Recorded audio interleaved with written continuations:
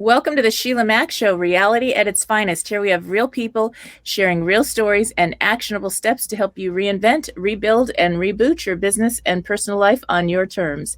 I'm your host, Sheila Mack, and today we have special guest Bonnie Gringer. And Bonnie, for her business, while envisioning a new digital economy during the dawn of the internet, she started a pioneering new business model for innovative startups and Fortune 500 companies.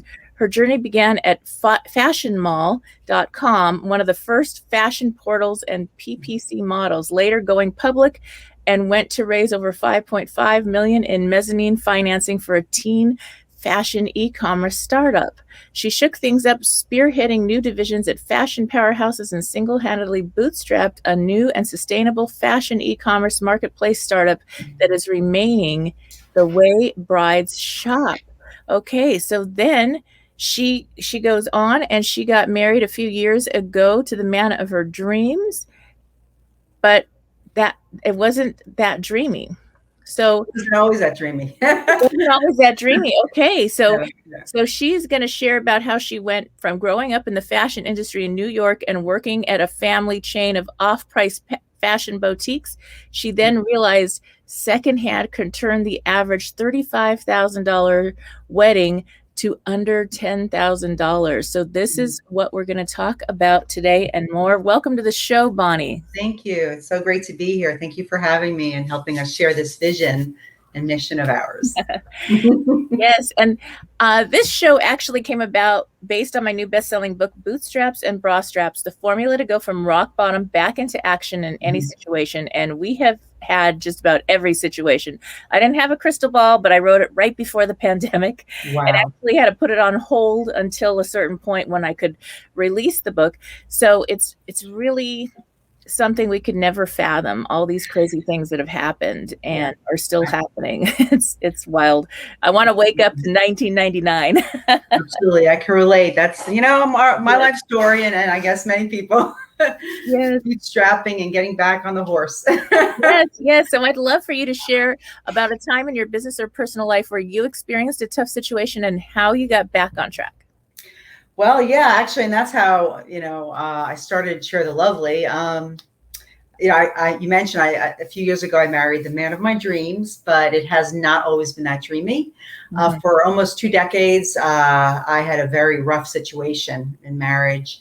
I actually started a support group and locally, and we had about over 200 members to help support women, men, that have gone through the same similar situations. So that was really tough. But then I met the man of my dreams, which was unexpected and wonderful. I didn't ever think that would happen. When I finally did, I wanted to, have the wedding of my dreams to represent that miracle that I found. But now I'm broke because of this 2 decades of insanity. Trying to figure out how to, make this beautiful wedding that represented this miracle. Growing up in the fashion industry and then off-price fashion, I realized, there's all these weddings every year and you wear the dress and you use the items for a couple of hours. So let me try to find all that great stuff, at a quarter of the price or half the price. But it was a big mess. It did not work. There wasn't an opportunity to find those items. And that's how I came up with Share the Lovely. But in going through all this, there was a lot of challenges, in even starting Share the Lovely, downsizing my family, my finances, giving up a very high paying, position, and really going for it. It's just all been a very big challenge. Wow. Yes. So now on the other side, you have this new company, and I'd love to hear more about how that works. Let's just pretend I'm getting married. Go ahead.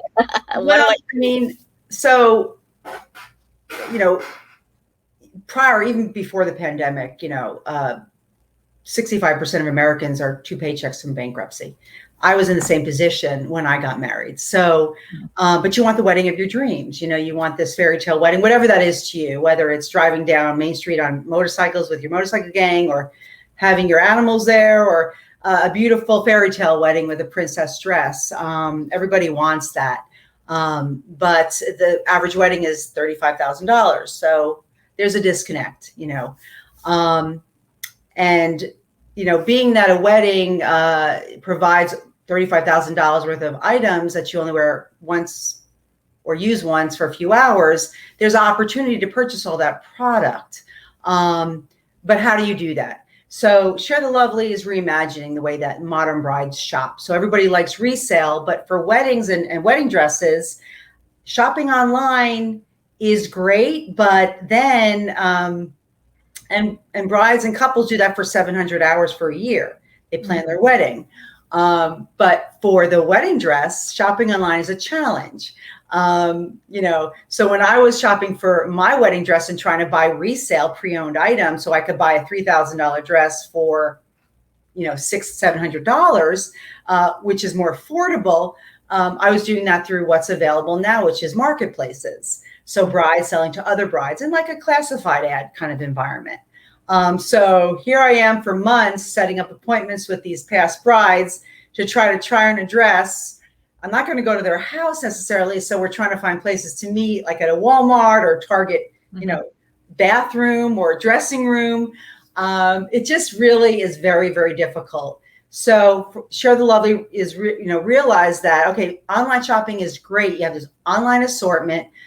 You want to shop for, pre-owned items, which is, up to 75% off, but you still need to try, most of the time you need to try the dress on, not only for fit, because it's a challenge. Wedding dresses are very complex. You have ball gown dresses with 5-foot trains. It's not easy to do that, through a marketplace. And sometimes you can, because some dresses are simple. They're not as complex. But many dresses aren't. Plus, you want that, you want to bring your bridesmaids with you to try on your dress and your family. So what Share the Lovely has done is reimagine it in that we have this online marketplace, sort of like ThredUp meets Uber.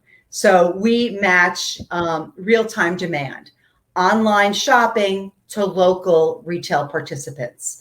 So our brides could select online dresses, and then we can have them do fittings at their local bridal boutiques. Nice. So we give them the opportunity to have this great selection at half or up to 75% off, but then they can go offline to try their dresses on at their local boutiques. So we match them up with our participating network boutiques. So that's kind of how we are, we're different, a new business model, but really helping brides to, modern brides to, get the right fit and the right dress without all that risk online, and with a really beautiful experience at the end. Yes. Oh, that makes sense, because then the boutiques, they already have somebody that does alterations. So if they pick the dress, they can get the measurements and they still get some business out of that, plus whatever rental fee. And that makes sense. Yeah. Exactly. Because, and that's a good point, most dresses need alterations. Yeah. So when you have a dress, we could ship to brides. That's great. If they want us to ship directly, that's perfect. But really, what's going to end up happening is they have to go to their boutique or their seamstress and get that alterations, because most dresses have alterations. They need some sort of alteration. So we kind of get them there. We get them there. They're going to be there. They're going to get there anyway to that alteration. So we kind of create that whole experience in one. Yeah, that's great. Yeah, that is, and it saves money. It makes sense for so many people, because you're starting out and usually it's like, okay, and then they're going to get a home together. And I think there's some kind of show on TV, and I forgot the name of it, where they decide, do they pay for the wedding or do they pay for their home?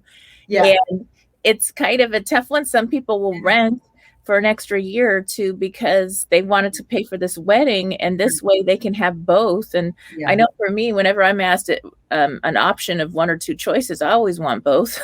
Yeah, exactly. Well, you don't have to give up anything, because if you share, you do that circular kind of shopping, you're gaining, you're not losing anything, because a dress that's worn for a few hours, or wedding items that are worn for or used a few hours, they almost retain all their value. Yes. So the only challenge is, how do you circulate that properly and give an opportunity? But it's not only for the brides. What we're doing is we're kind of teaming up and collaborating with the small mom and pop boutiques who are struggling even before COVID. 10% went out of business in just a few years. It's really challenging right now for boutique, small businesses, any businesses, to keep up with e-commerce, and especially for bridal boutiques. It's a whole other world, not to go into it. But so we're providing them with this new way to drive more traffic to them, to drive more sales to them, and collaborating with them to allow them. So we're kind of catering to also the alternative bride, LGBTQ, alternative dresses, Black dresses, colored wedding dresses, items that a bridal boutique couldn't stock, but we could help them to match them with these alternative brides in their neighborhood, through online to local matchmaking. So that makes it really unique and helps them to cater to everyone in their vicinity, in their community. Yes. Yes. Now all we need is the matchmaker to get the couples together. That matchmaking has. Yeah, I think there's a lot of that. Yeah, we can't help them with that, but absolutely. That's the next. That's so good. Yeah, because now it's so interesting. I think weddings are down, and births are down, because of all this. People are just not sure with the COVID, and I think it's kind of been a decline for a while. None of my grown kids are married. They just didn't want to buy into that yet. So, yeah, I think a lot of the new generation is waiting longer, which I think is smart. With COVID, I mean, weddings stopped. That was a big challenge for us because we launched just as COVID started. Oh, right. And so we launched, and there's no weddings. And we're obviously not the only ones. All the boutiques experienced the same thing. So now all these boutiques had all these wedding dresses that they can't sell during the season because there was no weddings, there was no proms, which we also tried to help because now, so while COVID is really dampening and hurting weddings, and these bridal boutiques have all these leftover inventory, what we did is we now helped sort of pivot and we said, okay, well, let's help these boutiques sell online because, they have a small staff. They can't do online business. They don't have e-commerce capabilities or marketing or digital marketing know-how. So now we become this digital marketing arm for bridal boutiques who are overstocked. So we take their dead stock, publish them online, help them to sell. So we really become like partners with them in this time of crisis. So kind of helping each other out. So it's been really kind of a beautiful situation in that way. Nice. So now what tips do you have for people getting married to save money, to plan ahead? When should they start planning? What tips do you have? Well, I mean, we do a lot of blogs and we do a lot of these tips and, advice. Truly, I think things have changed with the pandemic. I think being more mindful, not throwing money at a wedding, but really trying to personalize it through, customizing the experience, making it represent who you are as a couple. And to do that, it means not spending huge amounts of money. Maybe it's some DIY. It's also maybe instead of, bridal gifts, maybe doing donations. Maybe your wedding favor is planting a tree for everyone in your bridal party or even all your guests. Really including them in the experience and making it a very beautiful, mindful expression of your love. And there's just a lot of ways to make your wedding exciting and personal. That isn't about glitz and glam anymore. It's about how can we help the environment? How can we help our community? There's a lot of donations that you could do that seem to be really just more effective now than it used, just a whole different experience. That's nice. So nice. So now how did you started out in the tech industry? Yeah. Okay. Well, actually it was fashion/tech. Sort of in the dawn of the internet. I kind of saw the vision of like a new economy and started again, like you mentioned, at fashionmall.com. It was like one of the first fashion portals. We had the first PPC model. They went public. I kind of went through, the .com phase and then the bubble burst. At one point, I got in a bad situation, as I mentioned earlier.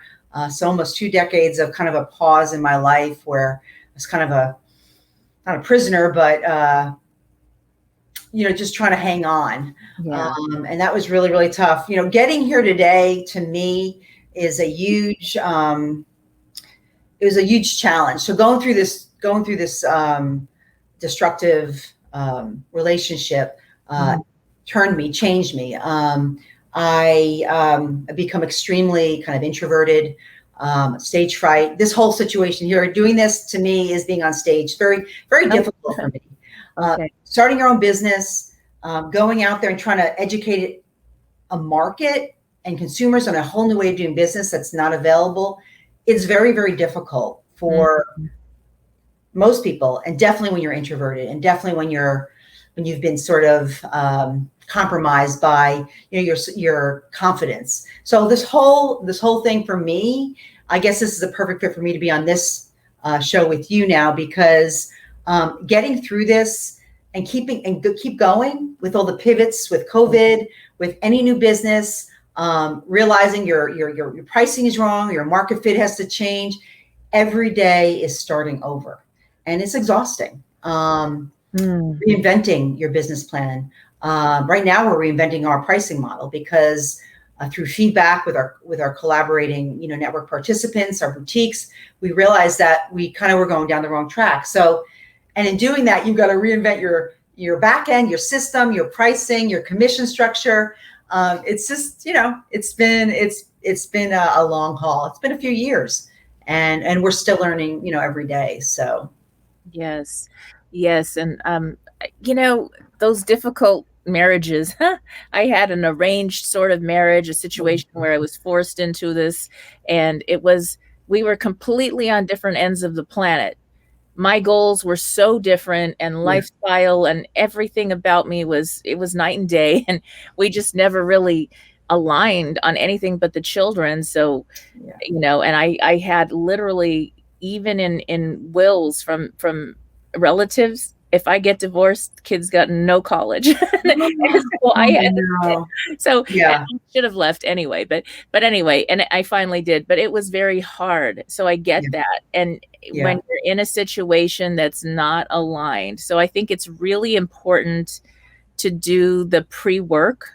Do some consulting with somebody that does that. I do that sometimes as well with people, to help you figure out what marriage looks like, because people date, and dating is romantic and love, and you've got all this oxytocin is flowing, and you're happy and you're in love, and then you get married, and one person has a vision of marriage and their future that looks a different way, and a wife or a husband does this, and a husband or wife or whoever the other partner does that. And if that vision is not aligned, you're going to keep, both are fighting for what they believe is their fairy tale. So get on the same page before, save hundreds of thousands of dollars, fights, time, and before you bring children into the planet, especially during these times, to be able to be aligned, even as parents, if you plan to have children or to adopt, that you're able to be on that same page, because that's going to just make all the difference. It's going to save you so much. I mean, the emotional strain, of course, financial, because, you make this decision, and I thought I was old enough. I think I was 30. Gosh, I was in my 30s when I got married. I figured I knew, but I made some really bad decisions. You have this romantic idea, and you feel like that's not going to change, but it should be a prerequisite to really look into, what are you doing? Do you have the same goals? Because you're making a decision that follows you. It followed me for almost 2 decades, and now my children too. So it's so true. These decisions, these lifelong decisions, you feel like, you're making a decision for yourself, but now you have kids involved. And then you have, courts involved. I mean, so, which is actually, interestingly enough, what we're getting with our consignment items is brides that never even made it down the aisle. They got engaged, they got these dresses, and then they don't get married. Or sadly enough, you have divorce. And how many people get divorced? 40, 50%. So, the old adage where, your mom hands down her dress. Well, one thing, it doesn't work because now brides, they want their own dress, but they don't want to hand down their dress that they got divorced. So there's this whole new world. Mm-hmm. It really is. But yeah, that was a really, really, really big challenge. And it still is actually a big challenge, but keep going. Yes, yes. And, doing those things in advance, getting help, really doing some consulting or counseling, marriage counseling before pre-marriage. Yeah. Before, so that you're really on the same page is going to make all the difference. I totally believe that. And then, having both to be able to reduce that stress of, okay, you spent a lot of money on a wedding. Yeah. Now you have to rent instead of buy. Mm-hmm. Then you're stuck in this difficult where you both have to work extra hours Mm-hmm. and you're in debt already. And then, that's going to cause fighting and stress. And you have to see each other. And so that, if you can avoid that, that's priceless, really, because in the end, the connection with people, our loved ones, having those memories, times, travel, fun is more important than all these other little things. And a lot of times when you're having a wedding, it's for yourself, but make sure it's for yourself and not for, a show. That's right. That's right. It's the experience. It's your connection with your loved ones. That's really where the focus should be. Not on, how much stuff could we get? Yeah. But if you're going to get stuff, try to, pre-owned, resale. There's so much out there. 2.5 million weddings just in the United States alone each year. Can you imagine how much stuff goes to waste? I mean, just think about, the fashion industry is the second most wasteful industry in terms of pollution. I mean, think of wedding dresses. Just the volume of the dress itself has to be the worst offender, and then it's the most expensive item in your closet at $2,000. It shouldn't stay there and just stay there and end up in a landfill as well. But that goes for all your wedding items, all your decor, it could go to use, it doesn't have to be, go to waste and go, towards more pollution. So it's really the perfect items to go into pre-owned or resale because it's only used for a few hours, Yeah, I mean, that's what we felt. I totally agree. You don't wear it that long and then you're in the party dress or whatever, and then you go. So it does make a lot of sense. Now, how did you find your way to the fashion industry? How did that show up in your life? Did you always love that as a child, or? Yeah, good question. I grew up in the fashion industry. I grew up in New York, and my father had a chain of, high fashion footwear stores and accessories, and they were off price. So, I understood very early on buying retail was not a good idea. It's off price or pre-owned, and how to be resourceful with your money and, know quality. It doesn't have to be new, or it doesn't have to be, MSRP. But I grew up in the industry. I went to the Fashion Institute of Technology.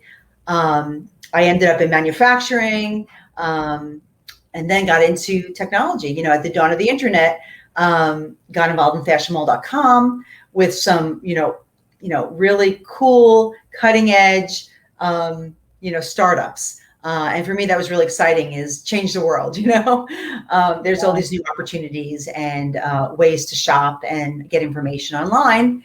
And lo and behold, that happened. Online shopping is, the number one growing industry. And, that's really kind of how it started.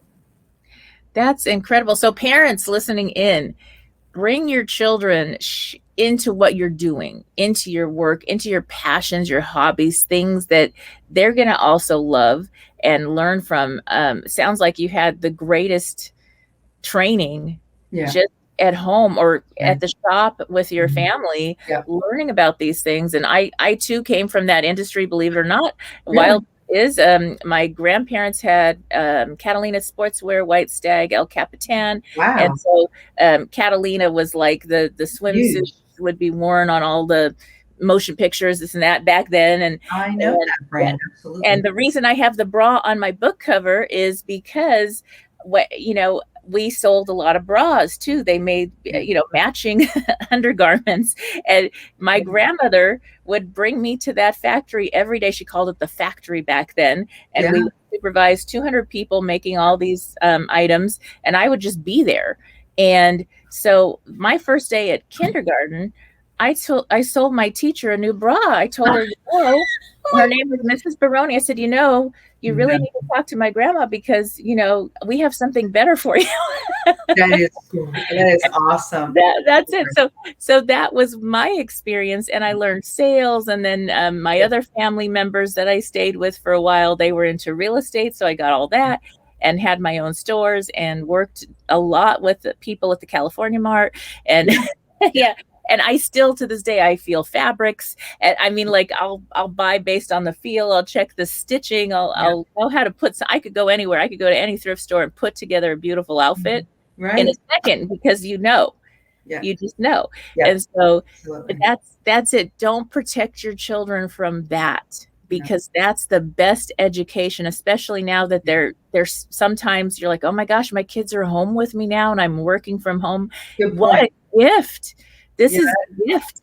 That's a good point. Regardless of what happens, if we're a small business or a multinational business, they see, and my whole family has been entrepreneurs. So I tell them the stories and I explain to them, how some failed and some succeeded. The greatest successes of all times failed a dozen times. I'm not going to go into a list, but everybody knows that, you learn from your mistakes, never give up, do it your own way, shine from where you shine. And I try to, teach them that. They hear me in all these meetings. They hear me on my conference calls. They're working with my developers in India, which is Atlas Soft Web. I love them to death. And my, social manager, Jamie Ake, in the Philippines, and Tracy Lamore across the country, my PR manager. And, Sheila Halali, who's my partner, she's actually local with me here. But family's originally from Iran. So they hear me speaking with everyone. And I hope they're learning from that, to go for your dreams, and not feel like you have to just follow someone else's path, or someone else's company or a position that you could do your own thing. So I hope that they, learn from that. Yes. Now, both of us are entrepreneurial for sure. And so do you have any tips for the audience as far as starting a business, or a lot of people are now looking into a side business where they've been traditional 9 to 5 and for them, it's completely new? Definitely look to your local entrepreneurial, consultants. They have like SCORE and Small Business Association that can refer you out to local. I truly, I like to do things my own way, but what I realized is that we have a lot of people and networks that we can gain, information from. Like you talk about marriages, other people that got married and did the wrong thing. You could listen to others' mistakes, successes. Some things I didn't do. I kind of started out too much. I built too much out first without testing.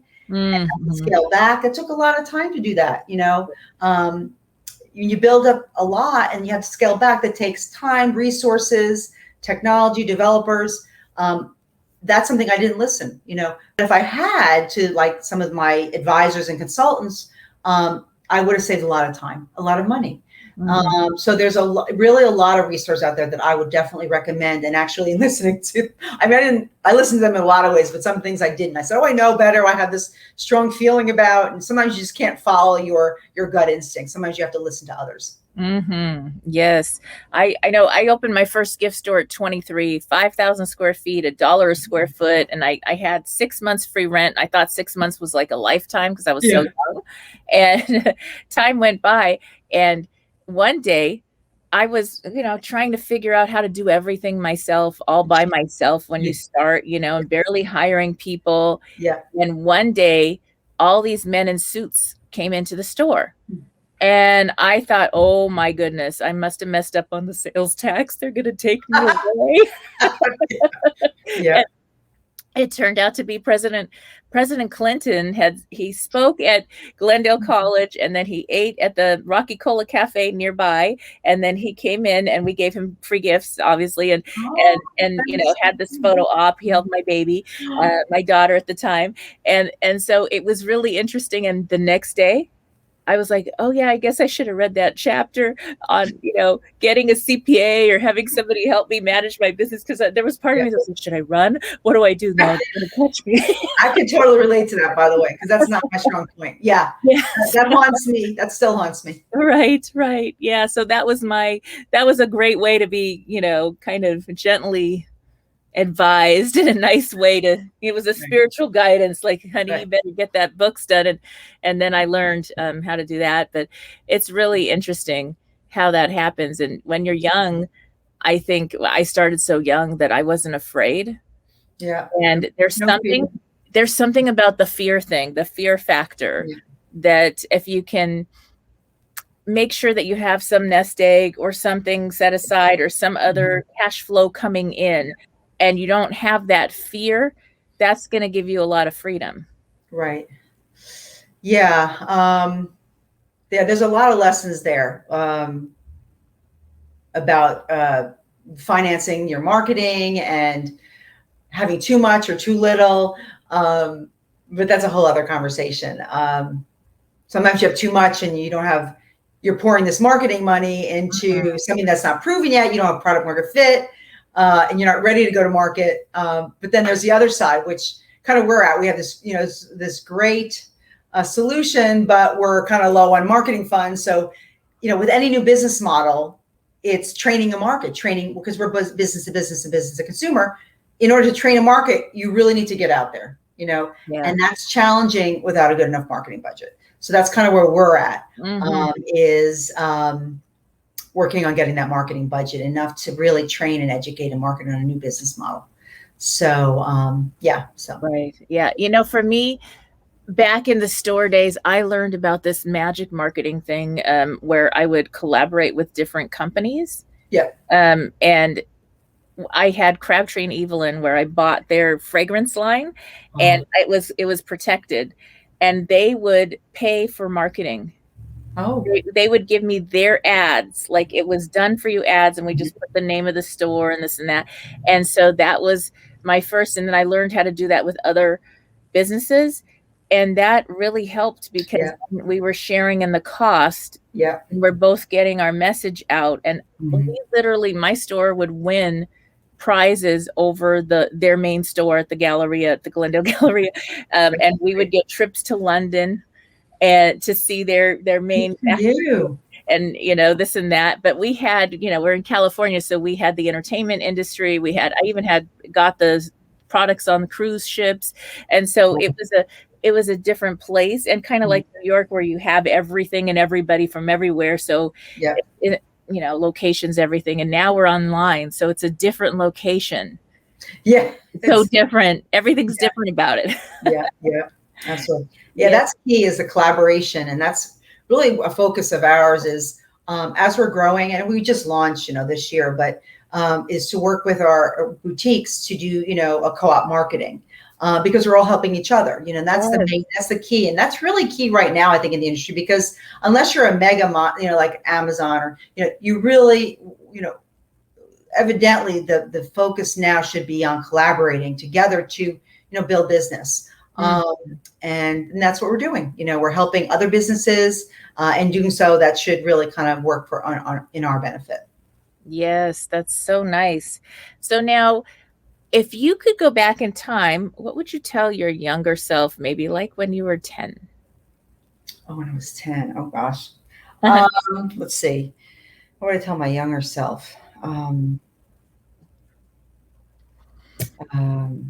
That's a really big question, Sheila. There's so many things I would tell myself. Don't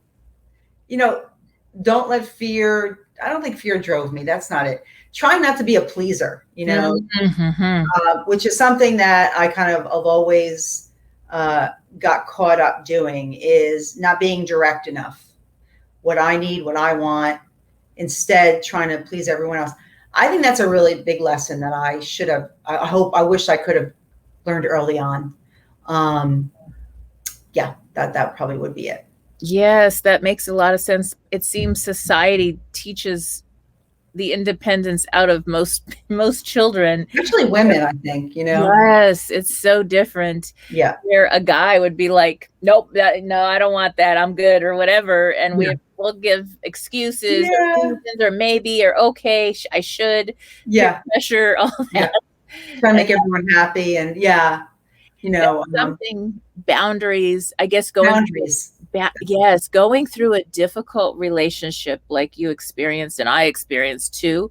Mm-hmm. There's a whole, when you come out of that, there's a whole new level of boundaries, self-love and healing that needs to happen. Right. And then like you attract somebody that's healthy and whole, and you're healthy and whole, and it's aligned, and that's perfect. Yeah. And sometimes to rush it takes away from that possibility, because then you start dating the same person you left. Yeah. And that happens. I did that twice, actually. Yeah, absolutely. That's so true. And that's a good point, because that lesson that I would have taught myself or someone, or hopefully when I was 10, is that boundary, that not trying to please everyone, stand up for yourself. Because I didn't have that, that's why I ended up in almost 2 decades of destruction, of being in a position of feeling like I was in prison and trapped. I wish I had more strength and wasn't a pushover. That's where, and that's a good segue. And that's exactly the lesson that would have helped me to get out of that, where I wouldn't have gotten into that situation.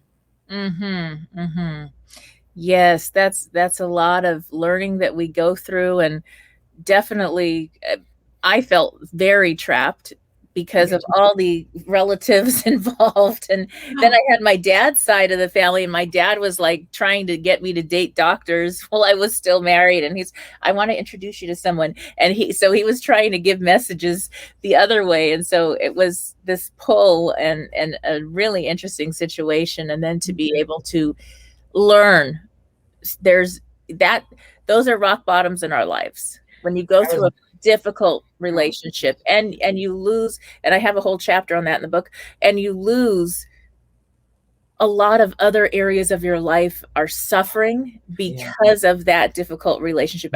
Billionaires, millionaires, same story, bad relationship, money goes, you don't care about work, your health isn't as good, all these other pieces of your life need to be rebuilt.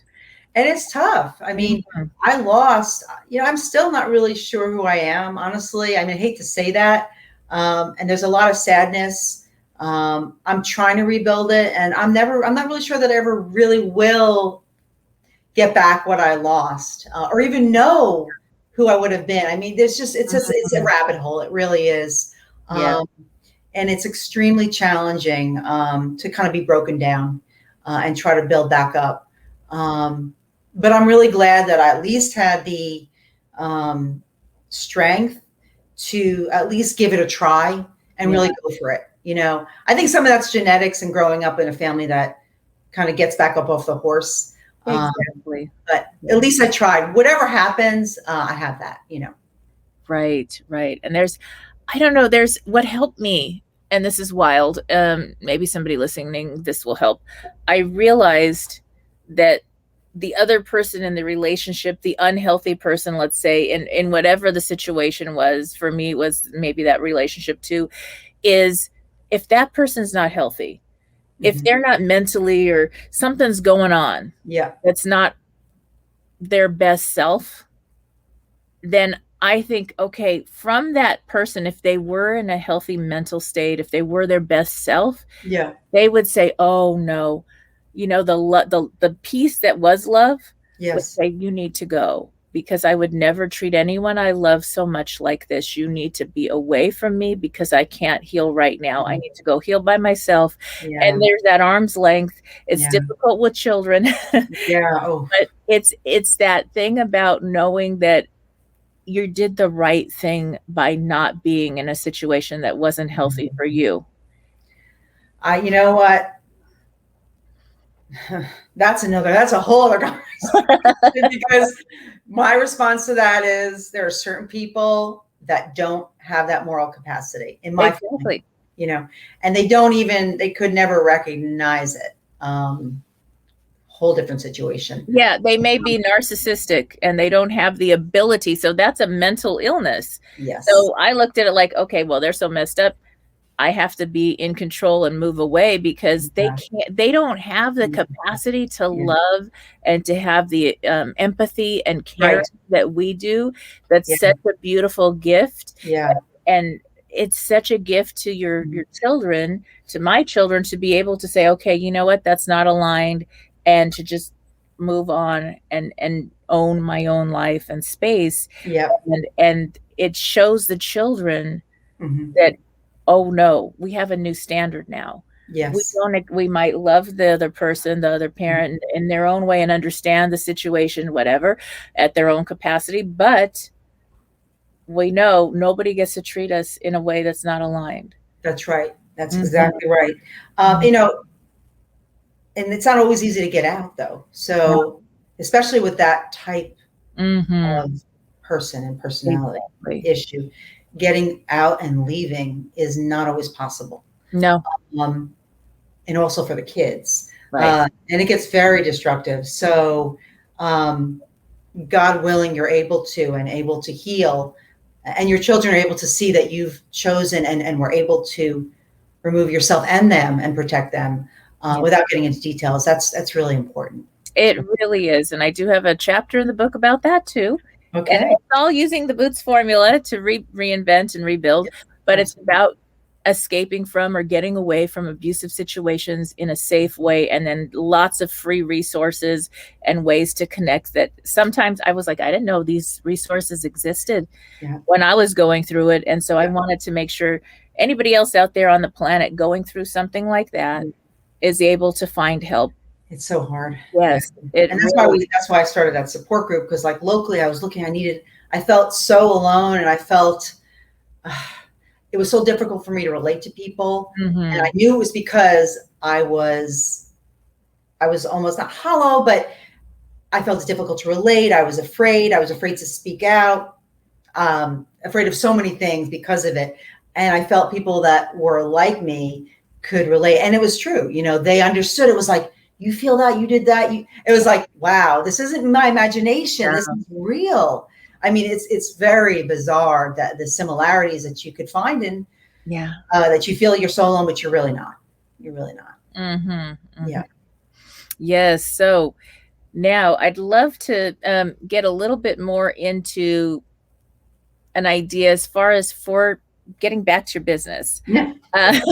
As far as getting the wedding dresses. So if I live in Beverly Hills or Vegas, I have places in both. So wherever I'm at, if I'm in Vegas, let's say, what would I just go online to ShareTheLovely. Go to ShareTheLovely.com. And so you have your selection of dresses that are either pre-owned or are overstocked from our retailers that, last seasons or they bought too much, or COVID caused an issue. Now they have too much. So we're selling them online. And anyone from Las Vegas to New York to, Florida could go online and purchase them and have them shipped to their home as they would any other, online store.